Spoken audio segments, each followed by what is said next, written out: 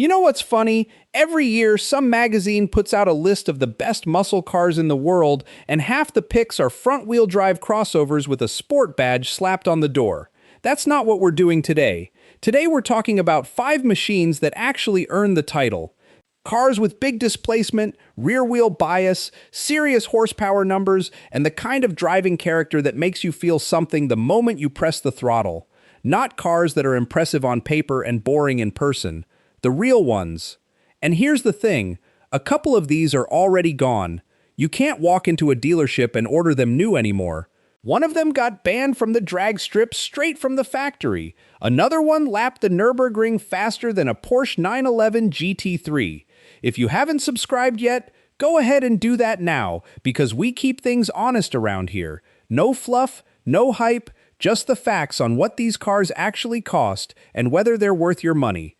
Now, let's get into the list. Number 5, 2024 Chevrolet Camaro ZL1. We're starting with a funeral. Chevrolet killed the Camaro after the 2024 model year, and before they shut the lights off, they made sure the ZL1 went out swinging. This was the last one, the final fist. And it didn't go quietly. Under that long hood sits a supercharged 6.2-liter LT4 V8, the same engine you'll find in the C7 Corvette Z06, pushing 650 horsepower and 650 pound-feet of torque to the rear wheels. 0 to 60 disappears in 3.5 seconds. The quarter mile falls in 11.3 seconds at 128 miles per hour. Top speed is 198 miles per hour, which is actually 3 miles per hour faster than a base Corvette, and it costs about half as much. Now here's what the spec sheet doesn't tell you. This car was never really about the numbers. The ZL1 had magnetic ride control that adjusted the dampers in real time, an electronic limited slip differential that managed torque on corner exit, and Brembo 6-piston brakes up front that could haul this thing down from triple digits without drama. If you checked the box for the 1LE track package, you got spool valve dampers borrowed directly from Motorsport, and the car lost more weight on top of that. The same Camaro ZL1 ran a 716 at the Nürburgring. It embarrassed European sports cars that cost 3 times as much. Road and Track tested it back-to-back against cars well above its price class, and it kept coming out ahead. Inside, there was no pretense of luxury. Recaro bucket seats, a flat-bottom steering wheel, a heads-up display.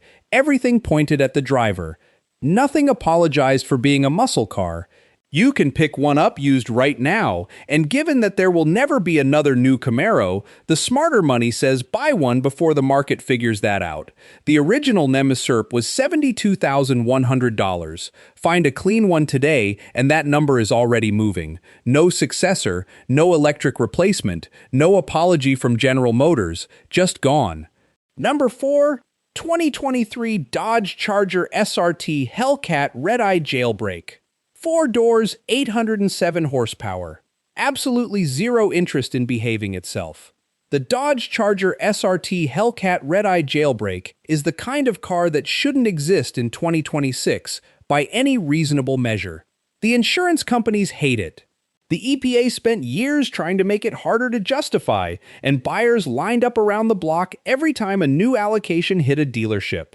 That supercharged 6.2-liter Hemi V8 with the larger 2.7-liter supercharger produces 807 horsepower and 707 pound-feet of torque. All of it goes to the rear wheels only. No all-wheel drive, no torque management system holding your hand.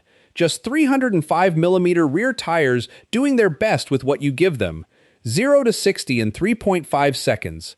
Quarter mile in 10.6 seconds at 129 miles per hour.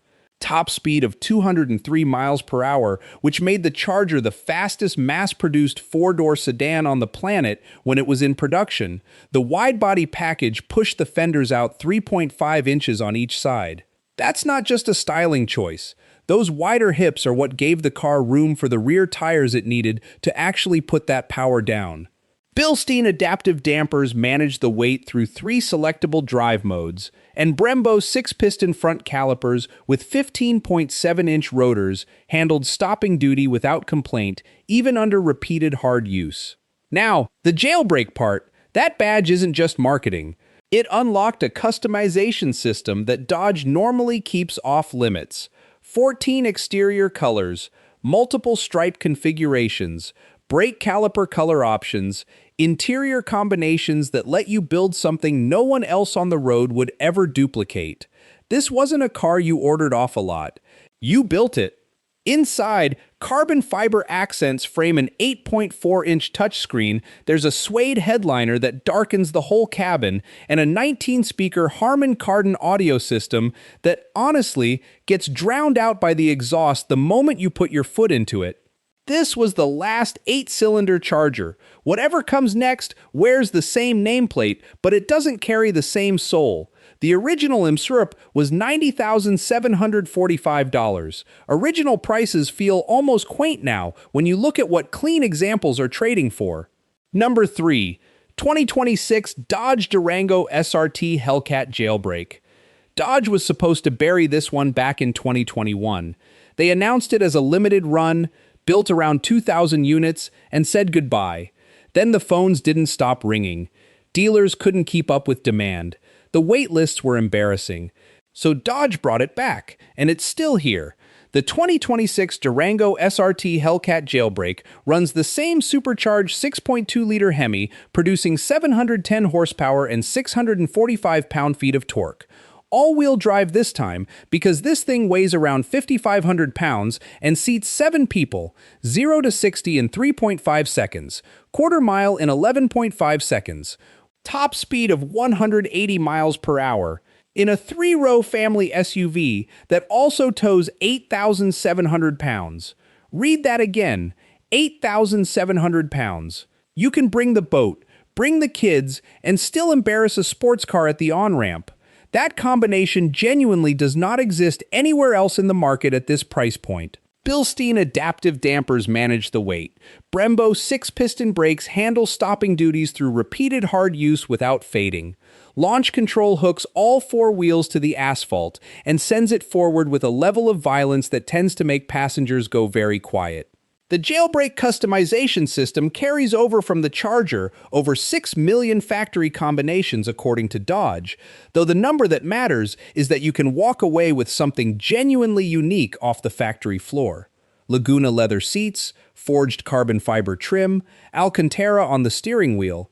Inside, the 10.1-inch Uconnect display anchors the dash, and the 19-speaker Harman Kardon system fills the cabin until you press the accelerator and the supercharger whine takes over the conversation. This is the only 3-row SUV in the world with a supercharged V8. The EPA has made it clear they'd like it to go away. Dodge has made it equally clear that they're not in a hurry. Price right now is $79,995, and for what it does, that number is hard to argue with. Number 2. 2025 Ford Mustang GTD. Ford walked into Porsche's backyard, ran a lap, and left a mark they're still talking about. The Mustang GTD lapped the Nürburgring Nordschleife in 6 minutes and 52 seconds. That made it the first American production car to ever break the 7-minute barrier at that track, and it put itself ahead of the Porsche 911 GT3 in the process. Ford didn't issue a press release bragging about it. The lap time did the talking. A supercharged 5.2-liter Predator V8 produces 815 horsepower and 664 pound-feet of torque. That engine feeds an 8-speed dual-clutch transaxle mounted at the rear of the car, not under the hood, which gives the GTD near-perfect 50-50 weight distribution front to rear. 0 to 60 in 3.3 seconds. Top speed of 202 miles per hour. This is not a muscle car pretending to be a supercar. It actually is one. Every single component on this car exists for one reason: lap time. Brembo carbon ceramic brakes on the front axle. Multimatic adaptive spool valve dampers that shift between street and track calibration in 15 milliseconds. A hydraulic ride height system that drops the body 40 millimeters at the push of a button when you hit the circuit. Active aerodynamics including a rear drag reduction system and underbody flaps that generate over 1,900 pounds of downforce at 180 miles per hour. Carbon fiber body panels on every surface where weight can be saved. Ford also gave this car a dry sump oiling system, which is the first time that's appeared in a Mustang. It keeps the engine properly lubricated through sustained high-jets cornering, the kind of detail you add when you're serious about track use, not just straight-line numbers. Inside, Recaro seats wrapped in laser-etched Alcantara hold you in place, while a 12.4-inch digital instrument cluster and a 13.2-inch center display give you real-time performance data. Ford built fewer than 2,000 of these, and every buyer reportedly went through a selection process. The price is $325,000. That puts it in a different conversation than everything else on this list, but when you look at what it does on track and where it put itself against cars from Porsche and Ferrari, the number starts to make more sense. Number 1. 2023 Dodge Challenger SRT Demon 170. The last breath of the Hemi era, and Dodge made absolutely sure it sounded like a war cry. The Challenger SRT Demon 170 is the most extreme production muscle car ever built. Full stop, there is no qualifier on that sentence.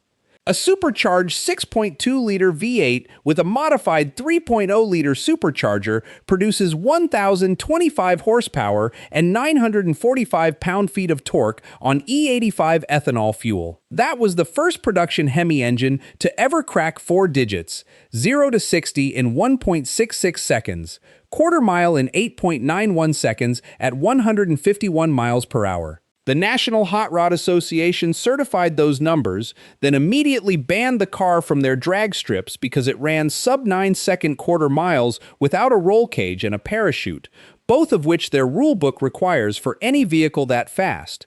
A street car forced a sanctioning body to rewrite its regulations. That has never happened before with a production vehicle.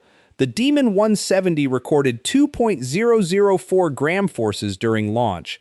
That is the highest measured acceleration figure ever recorded in a production car, higher than LaFerrari, higher than Bugatti, higher than anything with a window sticker.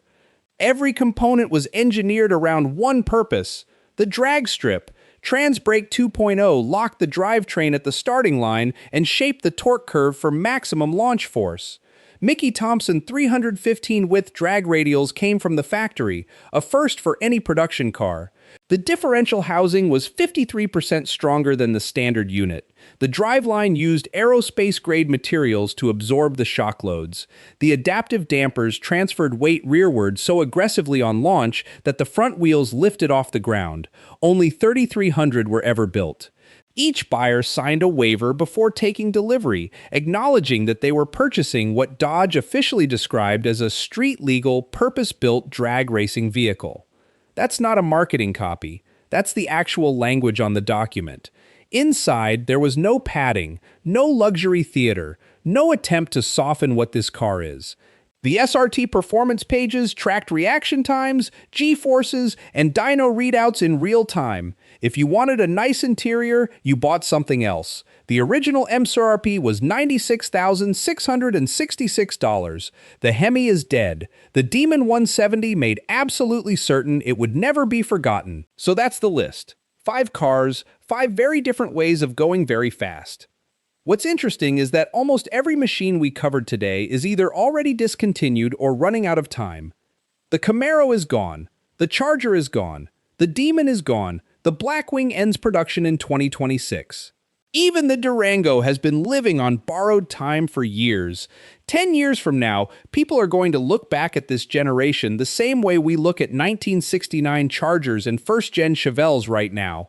The golden era of the supercharged V8 muscle car is ending, and this time it's not coming back the same way. So here's the question I want you to answer down in the comments. If you had to pick one car from this list to park in your garage right now, not to flip, not to track, just to own and drive, which one is it and why? I read every comment on this channel, so drop it down there.